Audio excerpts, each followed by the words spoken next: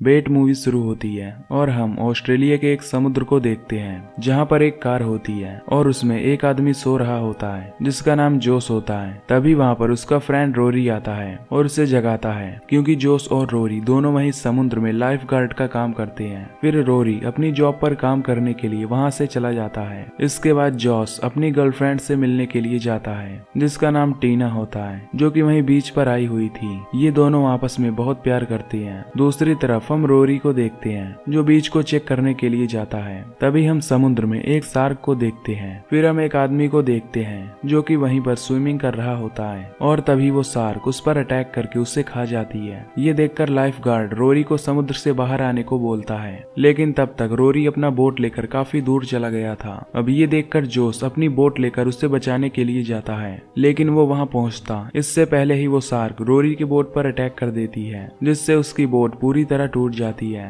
तभी जोस वहाँ पहुँच जाता है और वो रोरी का हाथ पकड़कर उसे बचाने लगता है, लेकिन तभी वो शार्क वहाँ आकर उसके फ्रेंड को भी खा लेती है। अब अपने फ्रेंड को खोकर जोस काफी परेशान होता है। फिर कहानी 1 साल बाद शिफ्ट होती है जहाँ हम जोस को देखते हैं जो कि अब अकेला ही रह रहा था क्योंकि उसकी गर्लफ्रेंड सिंगापुर वापस लौट गई थी और वो आज भी अपने फ्रेंड रोरी की मौत का जिम्मेदार खुद को ही मानता है और इस वजह से वो हमेशा दुखी रहता है और उसी के बारे में सोचता रहता है। तभी जोस एक न्यूज देखता है जिसमें बताया जाता है कि शार्क का एक झुंड बीच की तरफ आने वाला है और सभी को अलर्ट रहने के लिए बोला जाता है। हमें पता चलता है कि जोस ने अब अपनी लाइफ गार्ड की जॉब छोड़ दी है और अब वो एक शॉपिंग मॉल में जॉब कर रहा होता है। इसके बाद जोस अपनी जॉब के लिए निकलता है, लेकिन उसे आज का मौसम कुछ ठीक नहीं लग रहा था और उसके घर के बाहर का डॉग भी बहुत परेशान दिखाई देता है और बहुत सारे पक्षी और कौवे भी समुद्र की तरफ से वापस आ रहे होते हैं। अब ये सब देखकर ऐसे लगता है कि मानो आज कोई भयंकर तबाही आने वाली हो।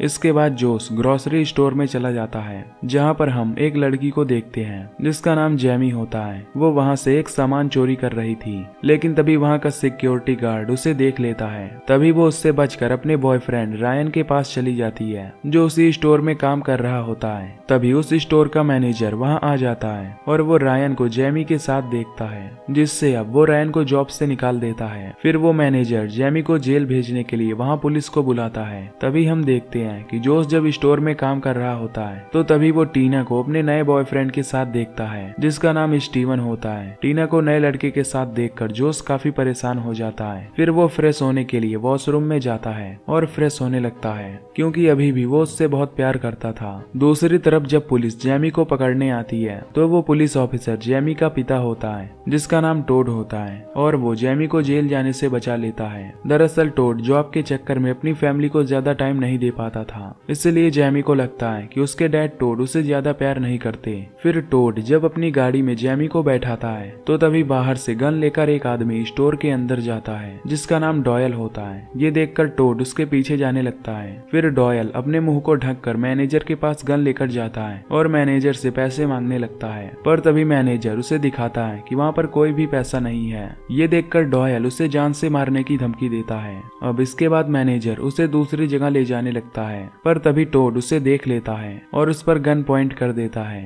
तभी वहाँ पर डॉयल का साथी भी होता है जो मैनेजर के असिस्टेंट को गन पॉइंट पर ले लेता है जिसका नाम जोली होता है। वहीं दूसरी तरफ रायन जेमी को कार से बाहर निकालता है। तभी जेमी वहाँ से अंदर स्टोर में चली जाती है। वहीं हम कायल नाम के एक लड़के को भी देखते हैं जो अपनी गर्लफ्रेंड हैदर के साथ यहाँ रोमांस करने आया होता है। इधर रायन अपनी कार में बैठ जाता है, लेकिन उसकी कार स्टार्ट नहीं होती। दूसरी तरफ जोस जब वॉशरूम में होता है तो तभी उसे बाहर गोली चलने की आवाज सुनाई देती है, इसीलिए वो भी बाहर आ जाता है जहाँ पर हम देखते हैं कि डॉयल के पार्टनर ने जोली को शूट कर दिया है। इससे डॉयल अपने पार्टनर पर काफी गुस्सा होता है क्योंकि वो किसी को भी नुकसान नहीं पहुंचाना चाहता था। तभी डॉयल का वो पार्टनर टीना को अपनी गन पॉइंट पर ले लेता है। ये देखकर जॉस उसे रोकने की कोशिश करता है। अब ये सब देख सभी काफी परेशान हो जाते हैं, लेकिन तभी अचानक से वो पूरा स्टोर हिलने लगता है जिससे सभी लोग और भी ज्यादा डर जाते हैं। तभी हम बाहर देखते हैं जहाँ पर एक बहुत बड़ी सुनामी आ जाती है जिससे वहाँ की सभी बिल्डिंग और स्टोर में पानी भरने लगता है। अब ये देखकर सभी इधर उधर भागने लगते हैं। फिर हम देखते हैं कि चारों तरफ तबाही मच जाती है जिसकी वजह से स्टोर के बहुत सारे लोग मारे जाते हैं।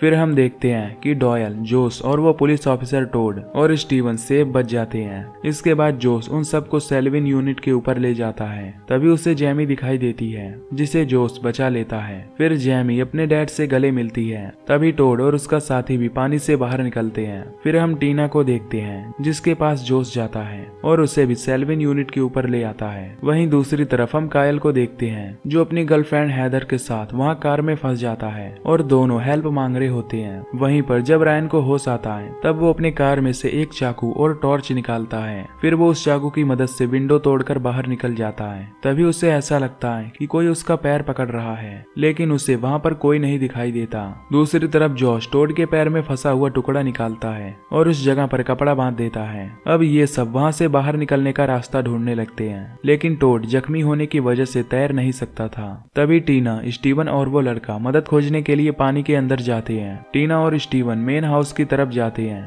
तभी दूसरी तरफ कायल और उसकी गर्लफ्रेंड हैदर पानी में एक बड़ी सी चीज को देखते हैं। टीना और स्टीवन देखते हैं कि मेन हाउस का डोर ब्लॉक हो गया है, इसीलिए वो जल्दी से ऊपर आ जाते हैं। लेकिन तभी उस लड़के को शार्क पकड़ लेती है। ये देखकर जैमी और टोड उसे बचाने की कोशिश करते हैं, लेकिन वो उसे नहीं बचा पाते। अब ये देखकर ये सभी काफी घबरा जाते हैं। तभी इन्हें वहाँ पर एक बड़ी सी शार्क दिखाई देती है, जिसे देखकर ये सभी समझ जाते हैं कि ये अब बहुत बड़ी मुसीबत में फंस चुके हैं। वहीं दूसरी तरफ रायन को पार्किंग एरिया में बहुत सारी डेड बॉडी दिखाई देती है, जिसे देखने से ऐसा लगता है कि उन्हें किसी चीज ने खाया है। इधर कायल कार का सनरूफ खोलता है और बाहर देखकर हेल्प मांगने लगता है। तभी हैदर को वो बड़ी सी शार्क दिखाई देती है, जिसे देखकर वो काफी ज्यादा डर जाती है। तभी वो शार्क कार की विंडो से टकरा जाती है, जिससे कार का कांच टूट जाता है। फिर वो दोनों कार के सनरूफ से बाहर निकलते हैं और रायन से हेल्प मांगने लगते हैं। तभी स्टीवन को एक आइडिया आता है और वो खुद को एक लोहे के बने जाल में बंद कर लेता है, जिससे कि वो शार्क उस पर अटैक न कर पाए। जब स्टीवन और जोश अकेले होते हैं तब स्टीवन जोश को बताता है कि टीना मेरी गर्लफ्रेंड नहीं है, वो अभी भी तुमसे उतना ही प्यार करती है और वो ये भी जानती है कि रोरी के मौत के जिम्मेदार तुम नहीं हो।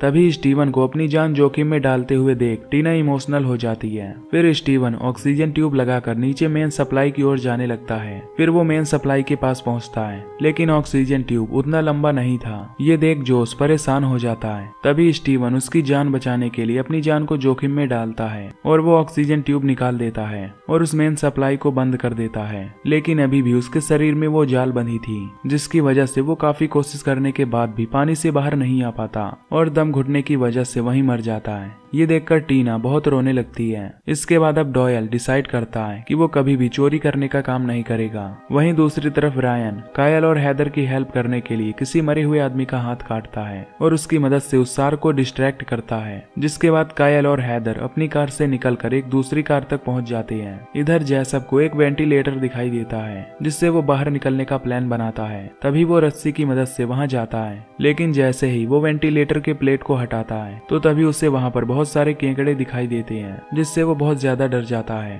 तभी वहां पर नीचे से शार्क आकर उसे खा जाती है, जिससे वो वहीं पर मर जाता है। दूसरी तरफ हम हैदर को देखते हैं, जो कि कायल से नाराज थी क्योंकि कायल ने उसके डॉग को वहीं पर छोड़ दिया था। अब रायन कायल तक पहुंचना चाहता था, लेकिन अब कोई रास्ता न होने की वजह से वो ऊपर पाइप के सहारे वहां तक जाने लगता है। फिर वो वहां पहुंचने ही वाला होता है कि तभी उसका हाथ पाइप से छूट जाता है, जिससे वो नीचे गिर जाता है। अब उसके पास में शार्क आने ही वाली थी कि तभी कायल और हैदर उसे बचाने की कोशिश करते हैं, पर तभी कायल उसे बचाते वक्त उस पानी में गिर जाता है, जिससे वो शार्क उसे भी खा जाती है। इधर हम जैमी को देखते हैं, जो उस पानी में हुक लेने के लिए कूद जाती है। तभी वो शार्क उस पर अटैक करने ही वाली थी, पर तभी उसके हाथ एक हैमर लग जाती है, जिससे वो उस शार्क पर अटैक करती है, जिसकी वजह से शार्क पीछे हट जाती है। अब जैमी हुक लेकर वापस आ जाती है। फिर वो लोग हुक में मांस का टुकड़ा लटकाकर पानी में फेंकते हैं, लेकिन शार्क उसके पास से गुजर जाती है और उसे नहीं खाती।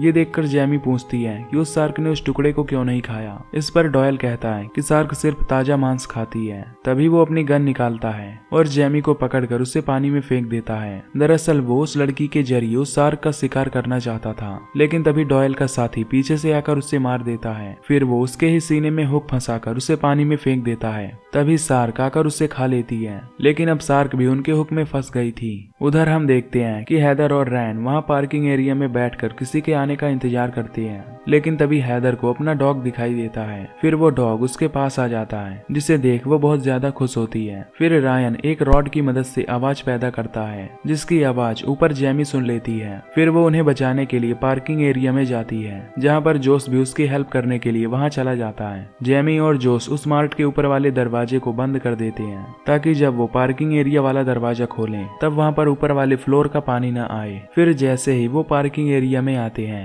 तो रायन उन्हें शार्क के बारे में इन्फॉर्म करता है, जो कि उनके पास ही थी। तभी जेमी और जोश जल्दी से गाड़ी पर चढ़ जाते हैं, और वो गाड़ी जेमी के फादर की थी। फिर जेमी जोश से बताती है कि ये मेरे फादर की गाड़ी है और इसमें गन भी है, क्योंकि उसके फादर पुलिस हैं। फिर जोश किसी तरह उस गाड़ी में से उस गन को निकालता है, और फिर जैसे ही वो गन चलाता है तब वो उसी झटके से नीचे पानी में गिर जाता है। तभी शार्क तेजी से उसकी तरफ बढ़ने लगती है, लेकिन जोश उसे गन से शूट करके मार देता है। जिसके बाद वो तीनों लोग मार्ट के ऊपर वाले फ्लोर पर चले आते हैं। तभी डॉयल और जोश वहाँ से बाहर निकलने वाले रास्ते पर एक गाड़ी को फंसा हुआ देखते हैं। फिर डॉयल उस गाड़ी को हाई वोल्टेज करंट से उड़ाने की कोशिश करता है, ताकि बाहर जाने का रास्ता बन सके। लेकिन तभी फिर से वहाँ एक अर्थक्वेक आने लगता है, जिससे कि वो पूरा मार्ट हिलने लगता है, और अब हुक में फंसी हुई वो दूसरी शार्क भी आजाद हो जाती है। ये देखकर जोश को उसके बारे में पता चल जाता है। फिर वो डॉयल को पानी से बाहर निकलने के लिए बोलता है। तभी शार्क जैसे ही पानी से बाहर आती है तो तभी जोश एक इलेक्ट्रिक गन से उस शार्क पर फायर कर देता है, और तभी वो हाई वोल्टेज करंट उस गाड़ी को उड़ा देता है। जिसके बाद किसी तरह से बचकर वो सारे लोग उस मार्ट से बाहर आ जाते हैं। फिर ये सभी बाहर आकर देखते हैं कि उस सुनामी की वजह से पूरा शहर नष्ट हो गया है। और इसी के साथ ये मूवी यहीं पर खत्म हो जाती है। तो अगर आपको ये मूवी की एक्सप्लेनेशन पसंद आई हो तो वीडियो को लाइक और चैनल को सब्सक्राइब कर दीजिए। बाकी मैं मिलूंगा आपसे अगली वीडियो में। Till then take care, love you, bye bye.